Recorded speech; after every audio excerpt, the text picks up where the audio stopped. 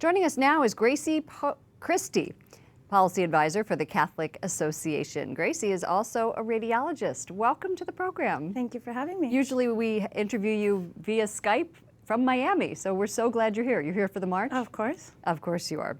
And it's filled with people here in Washington. You're not a psychiatrist, but you are a medical professional. What is your reaction to that study? Well, I've studied the study. I've looked through it, and it had a lot of flaws.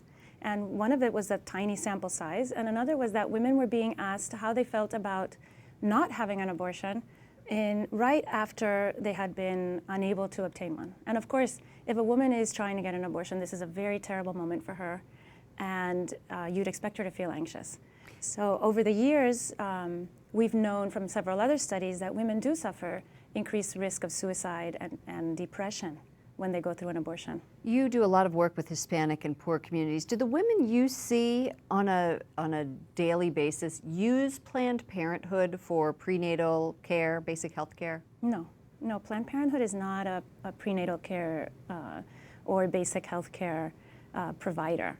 When women need health care, they go to community health centers and places where they can get whole woman care, not something so narrow as Planned Parenthood offers. And so therefore defunding Planned Parenthood, you don't believe would hurt women's access to overall health care? Well, no, not at all. In fact, it will free up funds for places that consider the entire woman and her actual health care needs.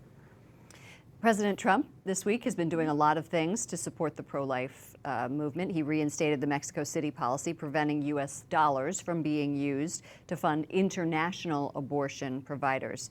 Beyond being a victory for the pro-life movement, what does this mean to developing countries from a cultural perspective?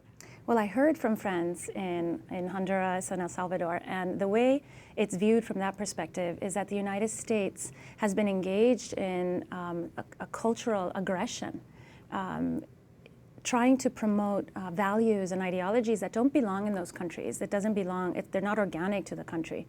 Things like abortion, like free abortion license. So the reinstitution of the Mexico City policy is a relief for them from having to struggle against that ideological colonization from the U.S. Dr. Grazie Christie, Policy Advisor for the Catholic Association. So nice to have you on set. Thank you for joining us. Thank you.